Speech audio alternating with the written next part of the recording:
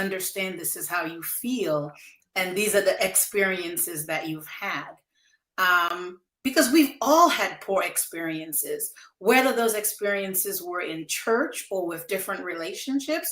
And we've had poor experiences in our careers, but we go to work every day because we need to get paid.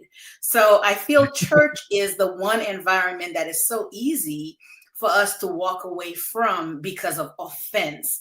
And then we call it church hurt. It's offense. I hear what you're saying, and I'm sorry you went through that. I'm sorry those people in that place, in that season of your life hurt you. Yes. But that is not who our Father is. Yes. Right? That is not who our Father is. Now, let me tell you the other side of it, and it's going to take time.